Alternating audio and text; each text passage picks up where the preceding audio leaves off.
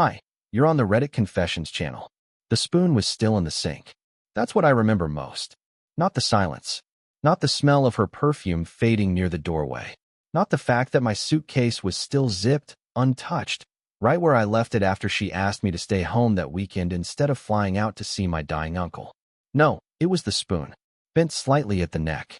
One drip of tomato sauce, dried near the edge. I had asked her 3 times to rinse it. She didn't. I know that sounds stupid, but sometimes it's the tiniest crack that breaks the entire wall. That spoon hadn't moved in 3 days. She had, though. Out late again the night before. Hair done, new shoes, red lipstick she used to wear just for me. I asked her if she'd be home for dinner. She said, "We'll see." She didn't see. So I sat at the table that night with cold pasta and that one damn spoon in the sink. I watched the door. I watched the clock. I watched my reflection in the glass of the microwave, wondering when I started looking like someone waiting for permission to exist. The front door finally creaked open past midnight. She laughed at something on her phone before she realized I was awake. Standing, staring. She didn't flinch, just blinked, slipped her heels off, and walked toward the hallway. I asked softly, "Can we talk?" She paused, turned halfway, and said it like brushing off a stranger in line at a coffee shop. "Not tonight." And then she walked into the bedroom, closed the door. I heard the lock click, soft but deliberate. I didn't shout. I didn't knock. I didn't cry. I just sat back down at the table, across from her empty chair, beside the untouched wine glass, under the dim light bulb that flickered now and then like it too was tired of trying. And in that exact moment, I decided something. I wasn't going to argue. I wasn't going to beg. I was going to vanish. She wouldn't know it then, but by the time she woke up, the keys would be gone. My toothbrush too. And I'd leave just one thing behind, a note with one word. Goodbye. But what I uncovered after I walked out would change everything I believed about her. About us. About myself. I didn't slam the door when I left. I didn't even close it hard. I just let it shut behind me like the final page of a book I'd read too many times, hoping for a different ending. My hands were shaking, even though I felt weirdly calm. Almost hollow. I didn't take much with me, just a duffel bag, a hoodie, my laptop, and that old photo of us on the Ferris wheel, back when she still looked at me like I was the only person in the world who mattered. I checked into a cheap motel on the edge of town, the kind with buzzing lights and thin walls. I didn't sleep. I sat on the bed with the TV off, the room silent except for the occasional creak of the pipes, and stared at the note I wrote but didn't leave. "You stopped seeing me long before I stopped loving you." I folded it up and shoved it deep into the bag, unsure if I'd ever let her read it. Around 4 a.m., I opened my laptop, planning to distract myself with anything but reality. But when I tried to log into my email, I saw her account still saved on the browser. Chelsea, my wife, my stranger, my maybe not so honest partner. I don't know what made me click. Maybe it was instinct. Maybe it was self-destruction. But I clicked forgot password. The recovery email popped up. It was mine. She had used my backup email when she set up the account years ago. She probably forgot. I hadn't. My heart was already pounding before I typed in the code. What I saw next wasn't explosive.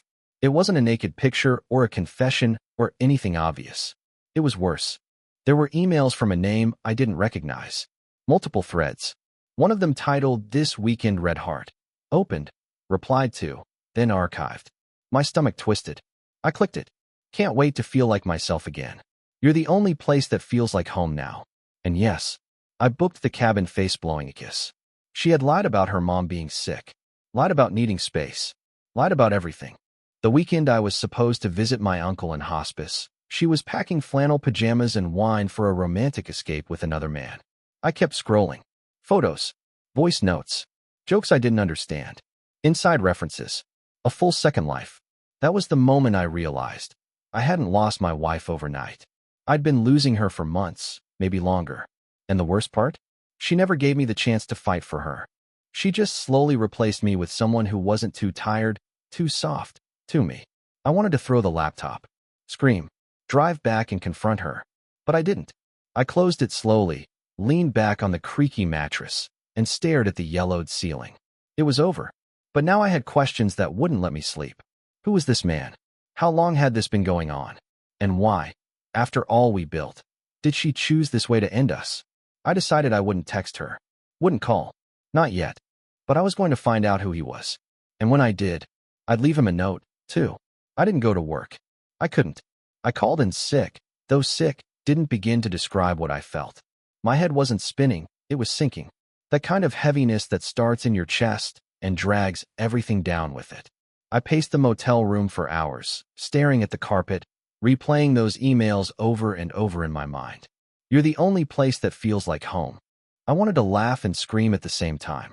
She used to say that to me when we curled up on our old couch, when we had no heat and survived on canned soup and each other. And now she was saying it to him. But who was he? I went back into her email, searched his name. Well, the email handle. J. Goldman. That's all I had. No profile photo. No obvious signature. But the more I scrolled, the more I noticed how careful they were. No names. Nothing direct. Just hotel confirmations, shared Spotify playlists, and one message that made my fingers go numb. It was a voice memo. I stared at it for a full minute before hitting play. Hey, can't stop thinking about Friday. That little thing you did with your hands. Yeah, keep doing that. You've ruined me, Darla.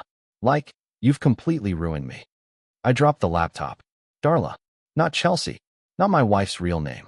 But her middle name. She hated it. Said it sounded like an old librarian. But apparently, she didn't hate it enough to keep it from being whispered like that. But that voice. That voice. I knew that voice.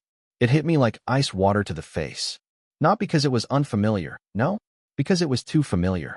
Jason Goldman. My coworker. My friend. The guy who once helped me move our couch into the apartment. The guy who high-fived me when I told him Chelsea said yes. The guy who bought us dinner when we got back from our honeymoon and said, "You two give me hope." That guy. I couldn't breathe for a moment. My legs gave out, and I just sat on the floor, staring at the buzzing ceiling light like it would blink the truth away. But it didn't. It just kept flickering, as if mocking me with each dull flash. They had laughed together, lied together, probably made fun of me in ways I hadn't even imagined. And I kept showing up to work every day, thanking him for covering my shifts, telling him how stressed Chelsea had been lately, asking him for advice. My stomach turned so violently I had to rush to the bathroom. When I came back, I opened my own email. I searched Jason's name. The corporate directory showed a number, his extension, his direct line. I hovered over the call button, but I didn't press it. Instead, I went back to her inbox. I typed in train tickets, just on a hunch. And there it was, 2 e-tickets. Friday, out of town, cabin near the lake. Her and Jason. So that was the plan. She was going to spend the weekend with him and pretend I didn't exist. Fine. Let her go. But not without a gift. Not without knowing what I knew. I pulled out my phone. Not to call her. Not to call him. I opened the camera. And I started recording a message. Because if they wanted to pretend I was invisible, I was going to make sure my absence echoed louder than my presence ever did. The first few seconds of the video were shaky. My hands wouldn't stop trembling. I was sitting on the edge of the motel bed, knees bouncing, the thin curtain behind me letting in just enough daylight to cast a dull, gray light across my face. I didn't rehearse anything. I just hit record and stared into the camera like it was the last person who'd listened to me. Then I started speaking, slow, quiet, raw. I didn't yell. I didn't curse. I didn't accuse. I just talked. Hi, Chelsea. Or should I say Darla? I heard him say it, you know. The way he said your name like it was something sacred. I used to say your name like that. I used to think you were my whole world. You still are, but only in the way a collapsed building stays with the people who survived it. I paused, let the silence settle like dust. I told her I knew about Jason, about the lake cabin, about every little lie she fed me like poisoned candy wrapped in pretty excuses.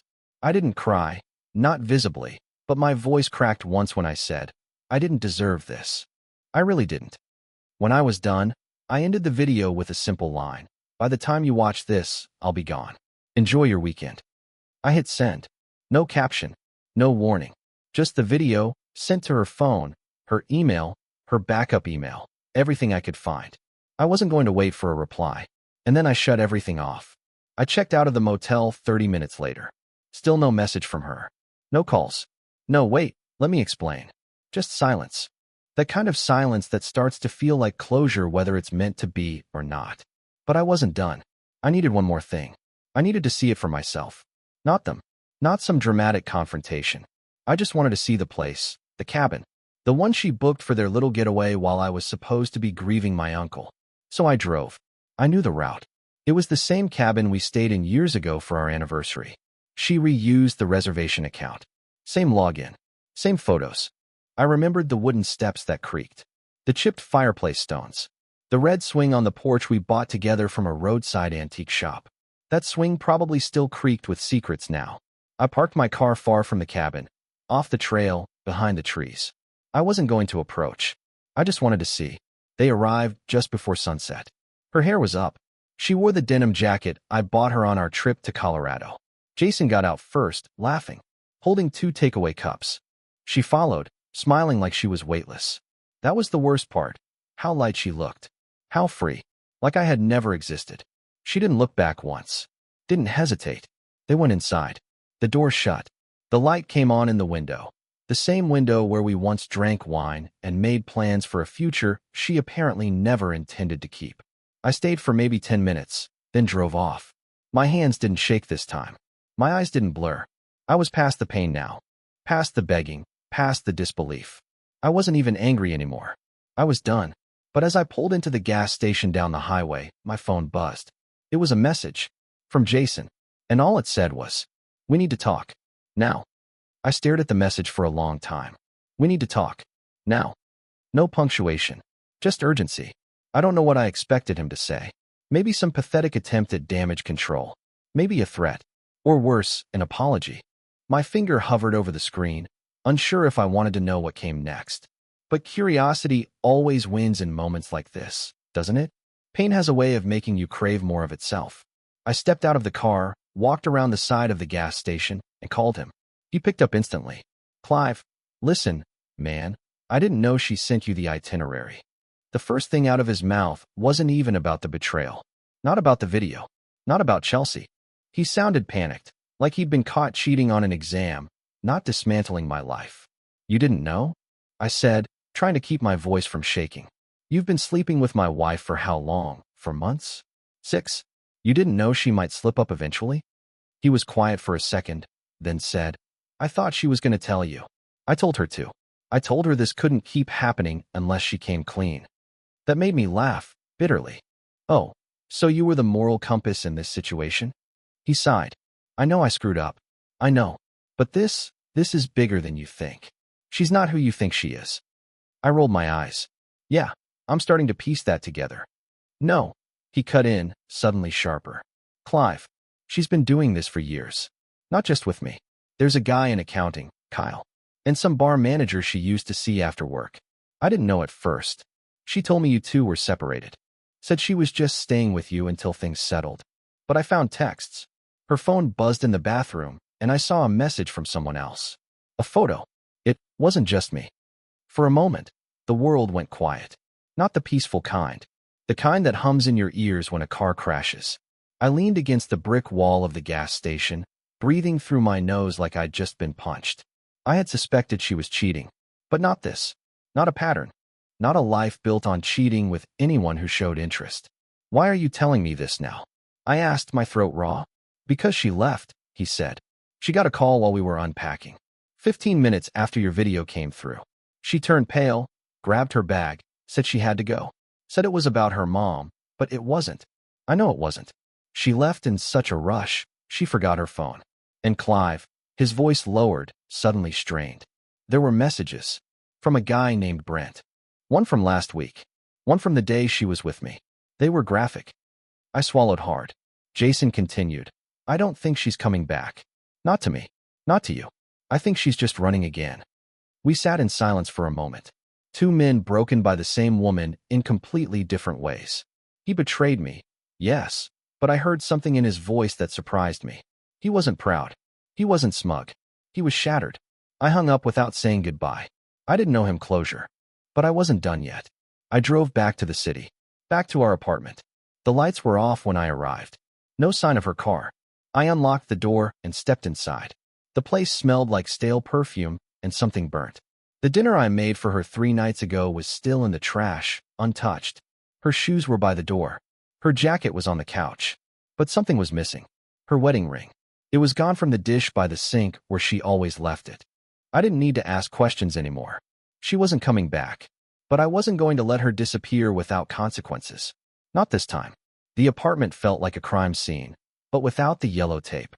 Just silence, dust, and the invisible aftermath of betrayal. I walked from room to room, not sure what I was looking for. Closure? Evidence?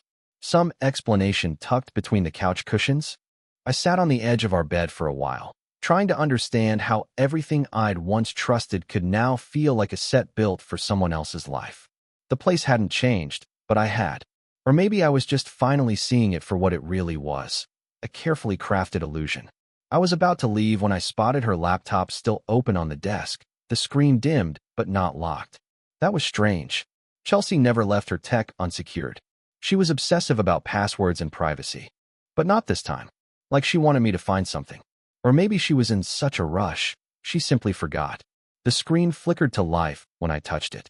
The last thing she'd been doing was checking a flight. One way. To Arizona. Under the name Darla C. Morgan. A name she hadn't used legally in years. But it wasn't the flight that stopped me. It was the folder on her desktop titled Just in Case. I clicked it.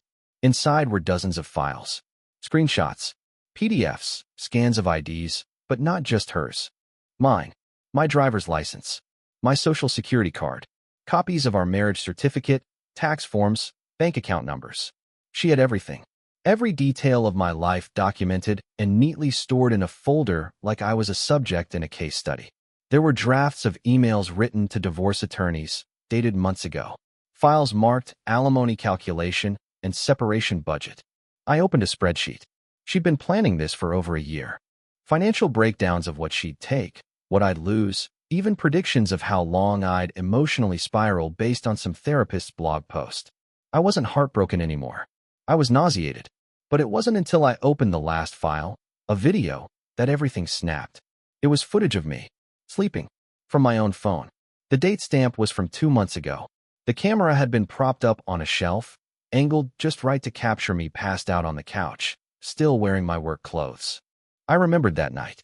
She said I looked adorable and had laughed when she draped a blanket over me. What I didn't know was that she was recording the whole thing. Why? I clicked on the next video. Another of me. This time arguing with her about how distant she'd become. I looked angry, cornered. She looked calm, detached. The video cut off halfway through. It hit me then. She wasn't just leaving me. She was building a case against me. My stomach dropped. The carefully saved emails. The video edits. The financial records. All of it pointed to one thing. She wasn't planning to just walk away. She was preparing to bury me in court, to manipulate the narrative so that I looked unstable and she looked like the victim. She didn't want to end our marriage. She wanted to erase my side of it entirely.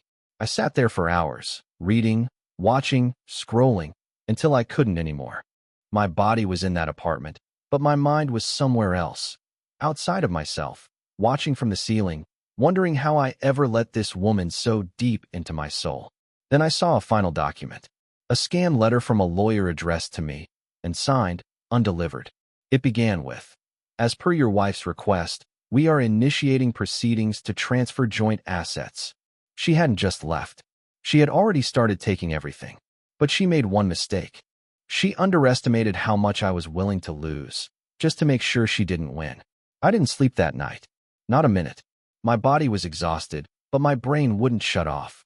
Every time I closed my eyes, I saw her, smiling, lying, whispering someone else's name in the dark.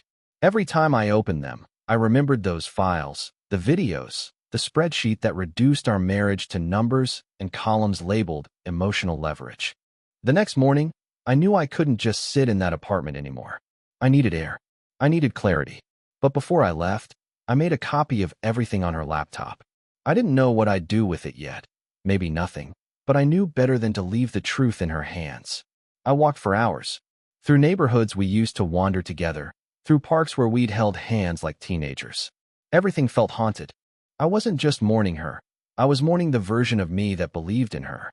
And then I remembered something strange I'd seen on her email, buried between receipts and hotel confirmations. A rental agreement. A storage unit 3 towns over, under her middle name again, Darla Morgan. It hadn't clicked at the time. But now, I couldn't stop thinking about it. Why would she need storage? We didn't have that much stuff. Nothing she couldn't hide in our apartment. So I went. I didn't even hesitate.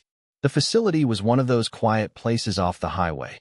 Rows of metal doors, all identical, stretching endlessly like secrets waiting to be opened. I gave them her name, showed a fake ID I'd quickly photoshopped using one of the scanned images from her files. The guy at the desk barely blinked. He gave me the unit number, said she hadn't been there in weeks. The door creaked as I opened it. What I saw inside nearly made me collapse. There were boxes, lots of them, but not full of clothes or furniture like I expected. They were filled with duplicates, copies of our life, backup phones, old SIM cards, notebooks full of dates and names, photos printed out, labeled. Some were of me. Most weren't. There were at least 4 separate passports, all with her face, all with slight variations of her name.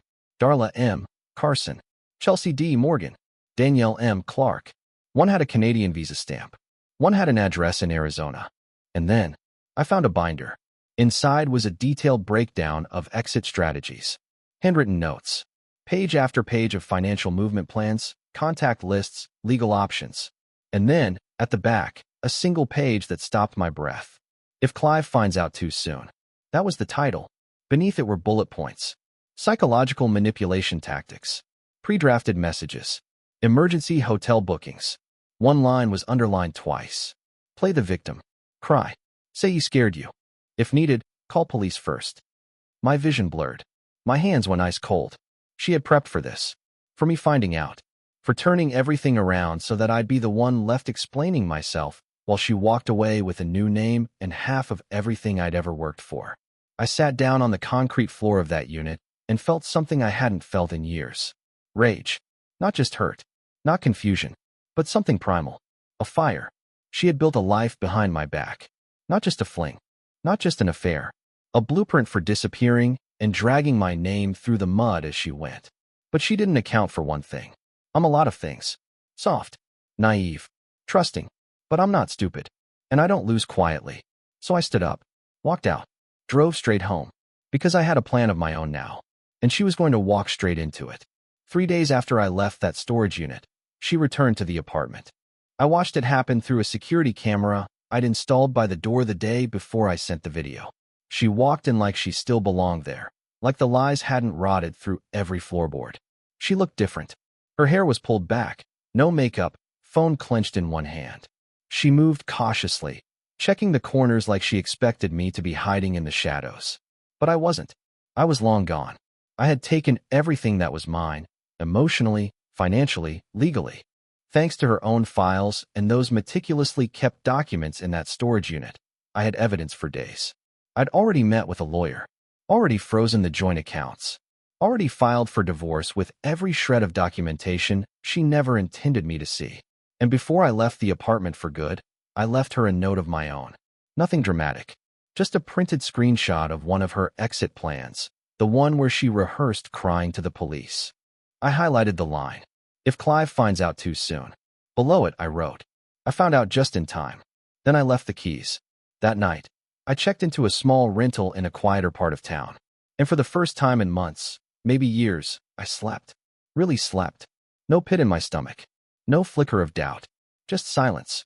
Real silence. The kind that doesn't echo with lies. In the weeks that followed, she tried to reach out.